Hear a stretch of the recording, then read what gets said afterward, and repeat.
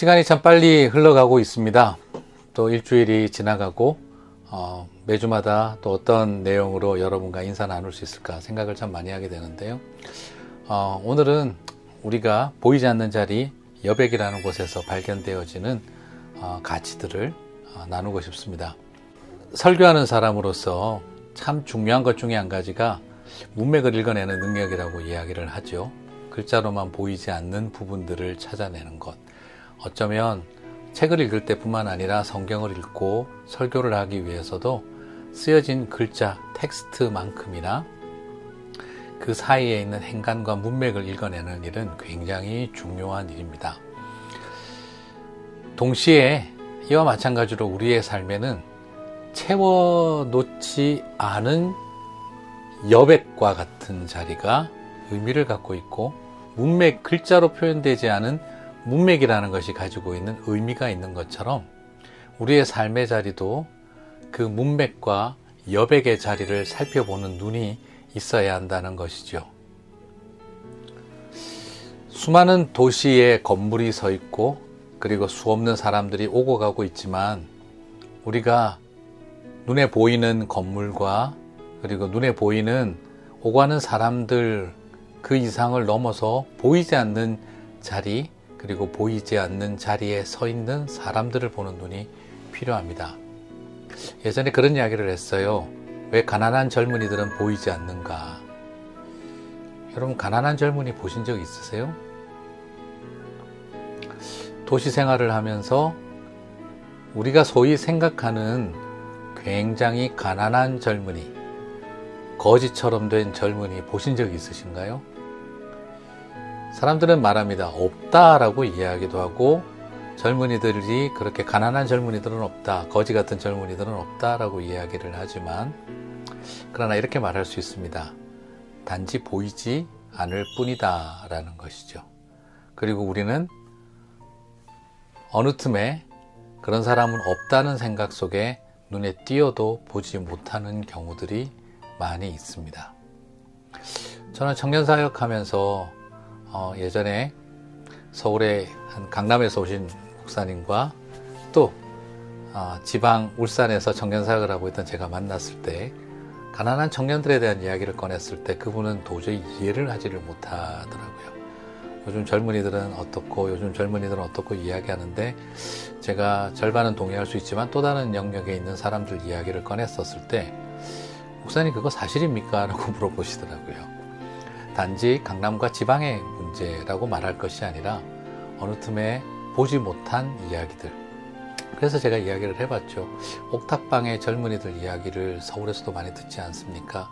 반지하에 사는 젊은이들 이야기를 듣지 않습니까? 그들을 만나보시고 그들과 대화를 나눠보신 적이 있습니까? 라고 이야기를 했던 적이 있어요. 그때 그분은 굉장히 많이 놀라고 충격받는 모습을 지켜보았었습니다. 그때 제가 알았습니다. 보이는 게 다 보이는 게 아니고, 우리가 관심을 가지고 지켜보고 들여다봐야 할 자리가 있다는 것이죠. 왜 제가 이런 이야기를 드리냐 그러면, 하나님은 예수님을 이 땅에 보내실 때, 인카네이션 하실 때 흑암에 숨어있는 백성들, 흑암에 있는 자라는 말은 또 다른 의미에서 숨어있는 자라는 의미가 되는데, 그들을 만나기 위해서 오셨다는 것을 보았기 때문이죠. 그렇습니다. 예수님은 어쩌면 그 시대에서 잉여로 취급당했던 잉여인간, 익명의 인간, 그리고 마치 이 사회에서 투명인간처럼 여겨지고, 이 사회에서 그림자처럼 여겨지고, 그리고 있어도 지나가는 행인 1이라고 여겨지지 주인공으로 이름을 붙여지지 않는 사람들을 보고 오셨다는 것이죠. 저는 오늘 여러분과 함께 이런 이야기를 나누고 싶습니다. 우리 신앙과 우리 교회는 어떤 방향으로 가야 할까? 우리의 신앙의 여정은 어디를 향해 가야 할까? 문맥을 바라보고 여백을 읽어낼 때 그 의미가 깊어지는 것처럼, 방에 갖다 놓은 물건만 바라보는 것이 아니라 비어진 공간을 보게 될 때 의미를 찾는 것처럼, 어쩌면 이 땅의 삶 속에 행여나 우리가 투명인간처럼, 그림자처럼, 보이지 않는 사람처럼 여기고 있는 사람들 속에 하나님의 마음을 가지고 바라보는 눈이 필요하다는 생각을 하게 되어집니다. 담임 목사로서 목회 오래 하다 보면 저도 어느 틈에 그런 감각이 참 많이 떨어지는구나 하는 생각을 하게 됩니다. 그리고 마음에 두려운 것은 감각이 떨어진 걸까? 아니면 정말 안목을 잃어버리고 있는 걸까? 그런 두려움이 있습니다. 사랑하는 성도 여러분, 오늘도 우리의 삶의 주변을 돌아봤으면 좋겠습니다. 그리고 어느 틈에 내가 잊어버리고 있었던 분들, 내가 보지 못했던 분들이 없는 건 아닐까. 내 주변에 익숙하고 좋은 환경 속에 있는 사람들과의 관계 속에만 있다 보니 어느 틈에 온 세상이 다 그런 것처럼 여기고 살아가고 있는 것은 아닐까. 한 번 정도 우리의 눈을 들어 이웃을 향해 더 주목하고 내가 보지 못했던 세상을 알아보는 작업이 필요할 것 같습니다. 제 여동생이 그런 이야기를 하더라고요. 대기업을 나와서 청계천에 가서 자기 비즈니스 한번 해보겠다고 살아보니까 처음으로 알았대요. 내가 학교 다니면서 알고 생각했던 것 말고도 더 많은 인생이 있다는 것. 그리고 결코 그분들이 무가치하게 사는 게 아니라는 것. 1층부터 8층까지 커피를 배달하며 살아가고 이 건물에서 저 건물까지 자전거와 리어커에 물건을 싣고 배달을 하며 살아가는 분들도 어느 가정의 아빠고 엄마며 그리고 효도하고 즐겁게 살아가는 사람들이라는 걸 어느 순간 알았을 때 지금까지 이렇게 생각해온 세상만이 세상 사는 길이라고 생각했던 자기 자신이 부끄러웠다는 이야기를 하던 기억이 납니다.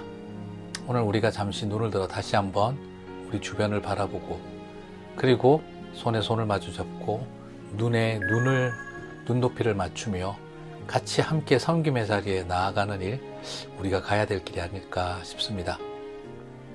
주일은 저와 여러분에게 하나님 앞에 예배하는 시간으로서 바로 우리가 보지 못하는 자리를 보고 계시는 주님의 시선과 우리가 같이 시선의 방향을 맞추는 일이라고 생각을 해봅니다. 그 자리에 여러분이 함께하면서 주님의 눈으로 이 세상을 바라보는 시간이 되기를 바랍니다. 내일이 벌써 주일이네요. 준비하셔서 예배드리고 하나님 앞에 또 찬양과 기도와 말씀과 물질로 온전하게 드려지는 예배자로서 내일 함께 만나게 되시기를 바랍니다. 다음 주 토요일에 다시 뵙겠습니다. 내일 주일 뵙겠습니다.